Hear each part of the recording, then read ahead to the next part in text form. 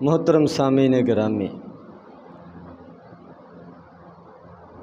انسان کمزور ہے، ضعیف ہے۔ اس کائنات میں، اس نظام میں اس کی کوئی حیثیت اور وقت نہیں ہے۔ اپنے آپ کو جتنا مرضی بڑا سمجھے، مضبوط سمجھے، لیکن اللہ تبارک و تعالیٰ کے نظام کے مقابلے میں اس کائنات میں یہ بالکل کمزور ہے۔ خلق الانسان ضعیفا، اللہ تبارک و تعالیٰ نے اس کا قرآن مجید کے اندر ذکر کیا ہے۔ تو نہ ضرورت سے، حد سے بڑھ کر یہ گرمی محسوس کر سکتا ہے، برداشت کر سکتا ہے، نہ حد سے زیادہ سردی اس کو برداشت ہے۔ اسی طرح بھوک کے ہاتھوں مجبور ہے، کچھ دیر کھانا نہ ملے، پانی نہ ملے تو بے چین ہو جاتا ہے۔ اسی طرح یہ بارشوں کا، پانی کا محتاج ہے۔ اگر کچھ عرصہ بارشیں نہ ہوں، رک جائیں، تو اس کا نظام درم برم ہو جاتا ہے۔ اور اس کے مقابلے میں اگر بارشیں ضرورت سے زیادہ ہو جائیں تو پھر بھی یہ پریشان ہو جاتا ہے۔ تو اس کائنات میں انسان یہ محتاج ہے۔ یہ اللہ تبارک و تعالیٰ کی گویا کہ نشانیوں میں سے ایک نشانی ہے کہ انسان اپنے آپ کو خود مختار نہ سمجھے اور اس نظام کو اپنے ہاتھ میں اور کنٹرول میں سمجھنے والا یہ خیال نہ کرے، بلکہ ہر وقت اپنے آپ کو اللہ تبارک و تعالیٰ کا محتاج سمجھے، اللہ تبارک و تعالیٰ کی نعمتوں کا ضرورت مند سمجھے۔ ایک دفعہ نبی کریم صلی اللہ علیہ وسلم خطبہ ارشاد فرما رہے تھے، بخاری شریف کی روایت ہے۔ ایک آدمی خطبے کے دوران کھڑا ہوا، اس نے عرض کیا کہ اللہ کے رسول صلی اللہ علیہ وسلم، بارشیں رکی ہوئی ہیں، مخلوق پانی کی پیاسی ہے، پانی کو ترسی ہوئی ہے، فصلیں باغات اجڑ رہے ہیں، راستے بند ہو چکے ہیں، کاروبار ٹھپ ہو کر رہ گئے ہیں۔ آپ دعا کریں اللہ تبارک و تعالیٰ بارش عطا فرمائے۔ تو نبی کریم صلی اللہ علیہ وسلم نے خطبے کے دوران ہی دعا کرنی شروع کر دی۔ تو صحابہ اکرام بیان کرتے ہیں کہ دھوپ نکلی ہوئی تھی، اور جب ہم جمعہ پڑھ کر باہر نکلے تو بارش ہو رہی تھی۔ تو یہ اللہ تبارک و تعالیٰ کا فضل و کرم ہوا۔ تو اس سے یہ سمجھ آئی کہ انسان ہر چیز میں اللہ تبارک و تعالیٰ کا محتاج ہے۔ یہ اپنی مرضی سے نہ بارش برسا سکتا ہے، نہ بارش کو روک سکتا ہے۔ پورا ہفتہ بارش ہوتی رہی، مسلسل اتنی بارش ہوئی کہ اب دوبارہ وہ پریشانی کھڑی ہو گئی۔ اگلے جمعے وہی آدمی یا کوئی اور دوبارہ کھڑا ہوا اور نبی کریم صلی اللہ علیہ وسلم سے عرض کیا کہ جس طرح بارشیں نہ ہونے سے راستے ویران ہو چکے تھے، اب بارشیں زیادہ ہونے سے راستے ویران ہو چکے ہیں۔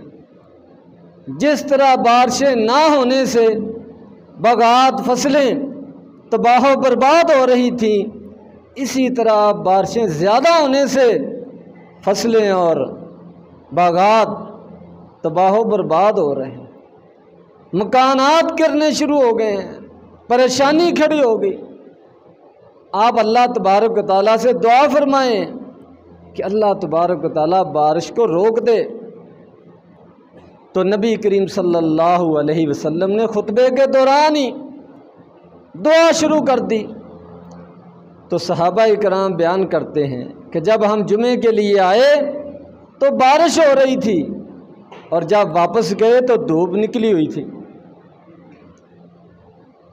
تو یہ بھی ہمارے لیے ایک سبق ہے کہ بارش کو روکتا بھی اللہ تبارک و تعالیٰ ہی ہے، اور برساتا بھی اللہ تبارک و تعالیٰ ہے۔ تو انسان کو اپنے رب کے اوپر ایمان، توکل، اعتماد اور یقین، اور اس کی طرف رجوع، اس کی طرف پلٹنا، اس چیز کا خیال رکھنا چاہیے۔ اللہ تبارک و تعالیٰ اپنے بندوں پر مہربان ہے۔ نبی کریم صلی اللہ علیہ وسلم نے بارش کی دعا کی، بارش نازل ہونی شروع ہو گئی۔ نبی کریم صلی اللہ علیہ وسلم نے بارش ہٹنے کی دعا کی تو بارش رک گئی۔ تو اللہ تبارک و تعالیٰ اپنے بندوں پر مہربان ہیں، لیکن شرط یہ ہے کہ بندہ اپنے رب کو پکارے، اپنے رب کی طرف آئے۔ تو اسی طرح کی صورتحال اب ہمارے ملک کی ہو چکی ہے۔ بارشیں اتنی زیادہ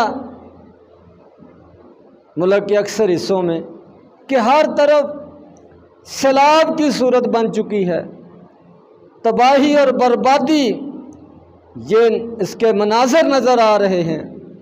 پورا سندھ، بلوچستان اور پنجاب کے بعض ضلع راجن پور وغیرہ، یہ دریاؤں کا منظر پیش کر رہے ہیں، جیسے سارا دریا ہی ہو، اور لوگ پانی کے اندر ڈوب ڈوب کر فوت ہو رہے ہیں۔ لوگوں کے جانور پانی کے اندر غرق ہو رہے ہیں، فصلیں تباہ و برباد ہو گئیں، اور مکانات، حویلیاں سب نام و نشان مٹ گئے۔ دیہاتوں کے دیہات، بستیوں کی بستیاں اجڑ گئیں۔ لوگ اپنے گھروں سے بے گھر ہو گئے، اونچی جگہ پر پناہ لینے پر مجبور ہو گئے۔ سڑکوں کے کنارے، دریاؤں کے کنارے، نہروں کے کنارے، وہاں پر بلند جگہ پر وہ بیٹھے ہوئے ہیں بے یاروں مددگار۔ کوئی گھر نہیں، کوئی سایہ نہیں، کوئی کھانے پینے کا مناسب انتظام نہیں، اور اس کے علاوہ جو پانی کی وجہ سے، پانی کی کثرت کی وجہ سے جو بیماریاں پھیلتی ہیں وہ اس کے علاوہ ہیں۔ تو ہر طرف پریشانی ہی پریشانی ہے۔ تو اس حوالے سے ہماری کیا ذمہ داری ہے؟ تو سب سے پہلے تو ہمیں اللہ تبارک و تعالیٰ سے دعا کرنی چاہیے، کیونکہ ان کا نقصان یہ ہمارا نقصان ہے، ان پر آیا ہوا سیلاب یہ ہمارے لیے تکلیف دہ ہے۔ تو سب سے پہلے تو ہمیں اپنے ان بھائیوں کے لیے جو مصیبت کے اندر گرے ہوئے ہیں، پانی کے اندر ڈوب رہے ہیں، بچے، عورتیں، بوڑھے، ان کے لیے دعا کرنی چاہیے کہ اللہ تبارک و تعالیٰ ان کے حال پر رحم فرمائے، اور مزید بارشوں کا سلسلہ اللہ تبارک و تعالیٰ اپنے فضل و کرم سے روک دے، اور نبی کریم صلی اللہ علیہ وسلم سے ان الفاظ کے ساتھ اللہم حوالینا ولا علینا، کہ یا اللہ اس بارش کو ہم سے دور لے جا، جہاں ضرورت ہے وہاں لے جا، اور ہمارے اوپر اس بارش کو مزید نہ برسانا، ہمیں اس کی وجہ سے پریشانی ہے، تکلیف ہے، مسائل ہیں۔ یہ نبی کریم صلی اللہ علیہ وسلم نے دعا سکھائی، اللہم حوالینا ولا علینا، یا اللہ ہمارے ارد گرد جہاں ضرورت ہے، جس علاقے میں ضرورت ہے، جس ملک میں ضرورت ہے، یا اللہ ان بادلوں کا رخ ادھر کو موڑ دے۔ یہ اللہ کے حکم سے رخ مڑتا ہے، اللہ کے حکم سے بادل بنتے ہیں، اللہ کے حکم سے بادل چلتے ہیں، اللہ کے حکم سے بادل برستے ہیں، اور اللہ کے حکم سے یہ واپس چلے جاتے ہیں، چھٹ جاتے ہیں، اپنا رخ موڑ لیتے ہیں۔ تو سارا نظام اللہ تبارک و تعالیٰ کے ہاتھ میں ہے، اور یہ دعا یہ ضروری ہے۔ نبی کریم صلی اللہ علیہ وسلم نے یہ ہمیں تعلیم دی ہے، اور فرمایا، ترمذی شریف کی روایت ہے، ان الدعاء ينفع مما نزل و مما لم ينزل، جو پریشانی مصیبت آ چکی ہے اس میں بھی دعا فائدہ دیتی ہے، اور جس کا خطرہ ہے اس میں بھی دعا فائدہ دیتی ہے۔ یعنی آئی ہوئی مصیبت وہ دعا سے ٹل جاتی ہے، ختم ہو جاتی ہے، اور آنے والی مصیبت یہ بھی دعا سے ٹل سکتی ہے، رک سکتی ہے۔ تو ہر حالت میں اللہ تبارک و تعالیٰ سے دعا کرنی چاہیے، ہمیں بھی دعا کرنی چاہیے، ان لوگوں کو بھی دعا کرنی چاہیے، توبہ استغفار بھی کرنی چاہیے۔ یا حی یا قیوم برحمتک استغیث، یا اللہ ہم تیری رحمت کے واسطے سے تجھ سے مدد مانگتے ہیں، ہماری مدد فرما، ہماری حفاظت فرما، ہماری جانوں کی حفاظت فرما، ہمارے گھروں کی حفاظت فرما، ہماری فصلوں اور باغات کی حفاظت فرما، ہمارے جانوروں کی حفاظت فرما۔ یہ اللہ تبارک و تعالیٰ سے سب کو دعائیں کرنی چاہیے۔ اور فرمایا، ترمذی شریف کی روایت ہے، نبی کریم صلی اللہ علیہ وسلم نے کہ مسلمان پر، ایمان والوں پر جب بھی کوئی پریشانی آئے، مصیبت آئے، کوئی بڑی سے بڑی پریشانی ہو، تو یونس علیہ السلام کی دعا، یونس علیہ السلام کا وظیفہ انہوں نے جو اپنی زبان پر ذکر جاری کیا، وہ سیلاب کے اندر نہیں بلکہ پانی کے اندر مچھلی کے پیٹ میں تھے، اس سے بھی آگے، صرف پانی نہیں، پانی کے اندر مچھلی، مچھلی کے پیٹ میں وہ تھے، وہاں پر اللہ تبارک و تعالیٰ سے انہوں نے دعا کی، لا الہ الا انت سبحانک انی کنت من الظالمین، یا اللہ میں شکوہ نہیں کرتا، شکایت نہیں کرتا کہ مجھ پر یہ مصیبت کیوں آئی، اتنی بڑی پریشانی کیوں آئی،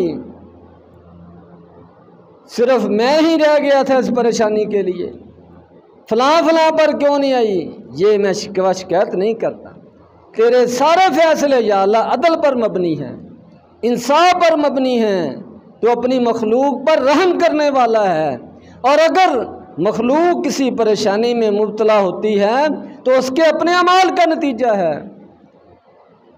بلکہ اللہ تبارک و تعالیٰ قرآن مجید کے اندر فرمایا، وَيَعْفُو عَنْ كَثِيرٍ، پورا پورا حساب اللہ تبارک و تعالیٰ پھر بھی نہیں کرتے، بہت زیادہ اللہ تبارک و تعالیٰ درگزر سے کام لیتے ہیں، لیکن تھوڑا بہت جھٹکا وہ لگتا ہے تاکہ انسان غور کرے کہ میں کدھر جا رہا ہوں، یہ دنیا کیا چیز ہے، ہم یہاں کس لیے آئے ہیں، کتنا عرصہ رہنا ہے، ان چیزوں پر غور کرے۔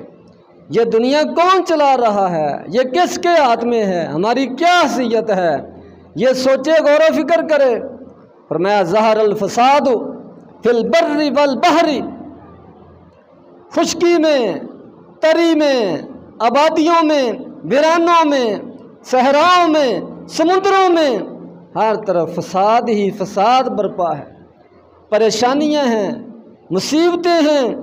فرمایا، بما کسبت ایدی الناس، یہ بلا وجہ نہیں ہے، یہ لوگوں کے ہاتھوں کی کمائی ہے، لوگوں کے اعمال کا نتیجہ ہے۔ لیذیقہم بعض الذی عملوا، تاکہ ان کے اعمال میں سے کچھ اعمال کا ان کو نتیجہ دکھائے، کہ اس سے پہلے کہ بڑا نتیجہ ظاہر ہو جس سے پھر جان نہیں چھوٹنی، ابھی توبہ کر لیں، ابھی واپس آ جائیں، ابھی شرک کو چھوڑ دیں، ابھی اللہ کی نافرمانی کو چھوڑ دیں، اللہ تبارک و تعالیٰ کی طاقت کو، اس کے وسائل کو، اس کی قدرت کو سمجھیں، لعلہم یرجعون، فرمایا تاکہ یہ واپس آ جائیں، رجوع کر لیں، توبہ کر لیں۔ تو ہم سب کو اللہ تبارک و تعالیٰ سے دعائیں بھی کرنی چاہیے اور استغفار بھی کرنا چاہیے۔ لا الہ الا انت سبحانک انی کنت من الظالمین، کثرت کے ساتھ مصیبت کی گھڑی میں یہ ذکر کرنا چاہیے کہ یا اللہ تو سچا معبود ہے، تو برحق معبود ہے، میرا معبود بھی تو ہے، ساری کائنات کا معبود بھی تو ہے، خالق مالک تو ہے، اور مجھ پر یہ جو مصیبت پریشانی آئی ہے یہ میری اپنی غلطی ہے۔ انی کنت من الظالمین، یونس علیہ السلام کہہ رہے ہیں، پیغمبر کہہ رہے ہیں، اللہ کے نبی کہہ رہے ہیں پریشانی کے آنے پر کہ یا اللہ میں ظالموں میں سے ہوں، مجھ سے ظلم ہوا ہے، مجھ سے غلطی ہوئی ہے، جس کا یہ نتیجہ میں دیکھ رہا ہوں۔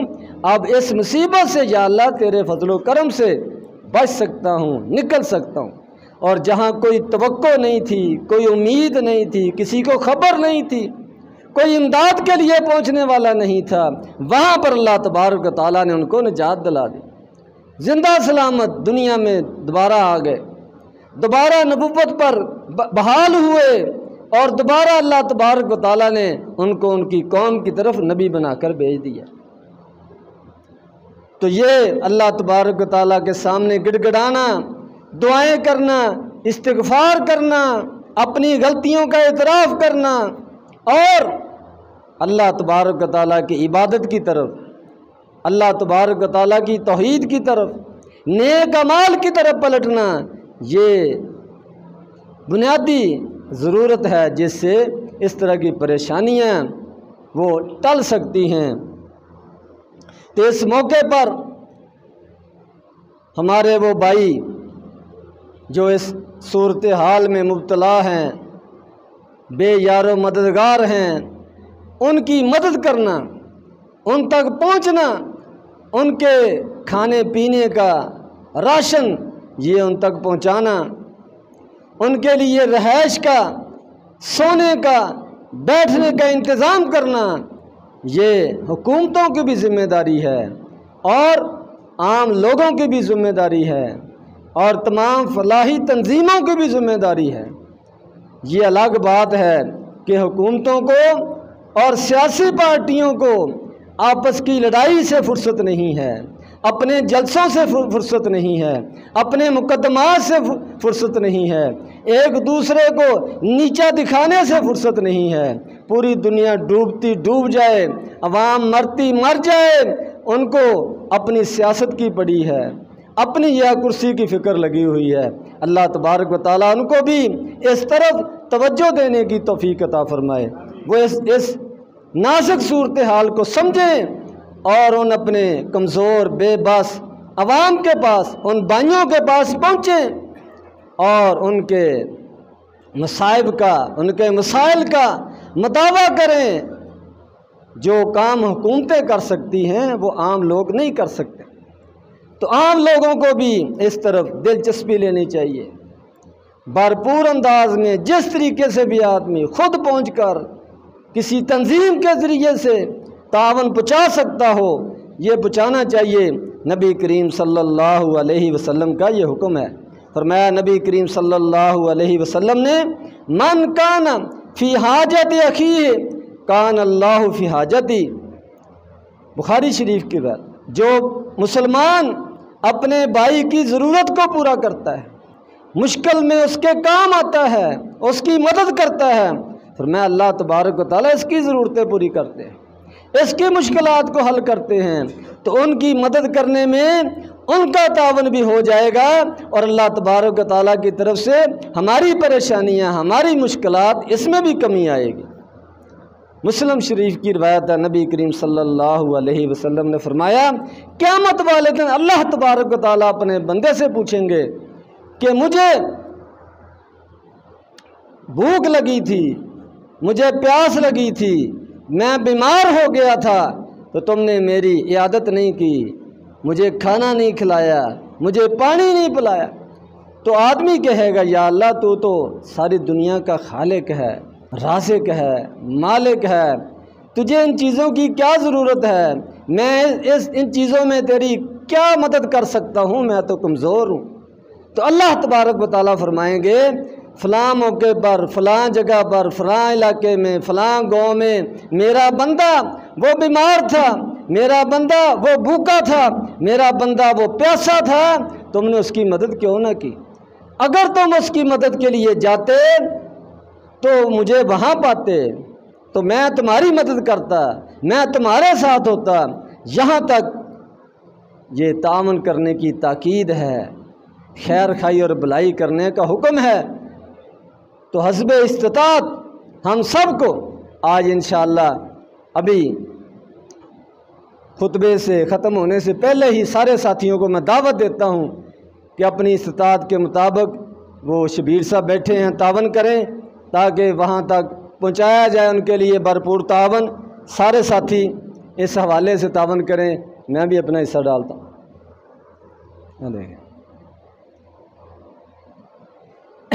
ایک بھائی دوسرا چکر لگا لیں تاکہ ساروں کو اٹھنا نہ پڑے۔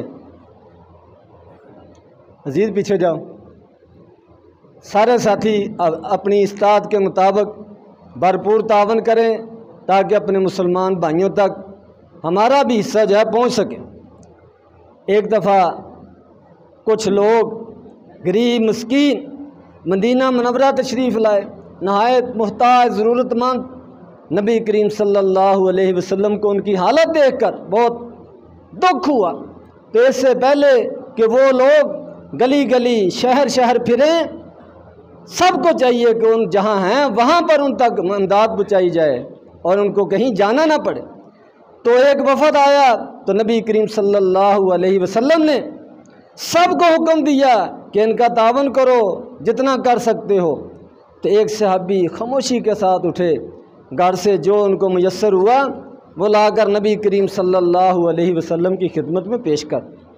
ان کو دیکھ کر دوسرا اٹھا، تیسرا اٹھا، چوتھا اٹھا، ڈھیر لگ گیا سامان کا۔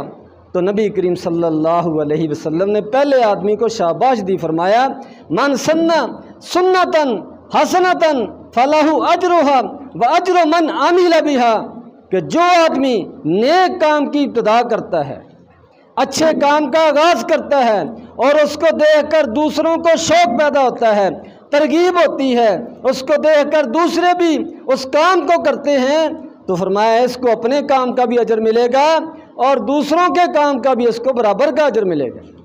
تو اللہ تبارک و تعالی ہمیں نیک کاموں کے اندر بڑھ چڑھ کر حصہ لینے کی توفیق عطا فرمائے۔ ابو داؤد شریف کی ایک روایت سنا کر بات کو ختم کرتا ہوں۔ فرمایا نبی کریم صلی اللہ علیہ وسلم نے ارحموا من فی الارض یرحمکم من فی السماء، کہ تم زمین والوں پر رحم کرو، ترس کھاؤ، اللہ تبارک و تعالیٰ تم پر رحم کریں گے، تم پر ترس کھائیں گے۔ کرو مہربانی اہل زمین پر، خدا مہرباں ہوگا عرش بری پر۔ وآخر دعوانا الحمدللہ رب العالمین۔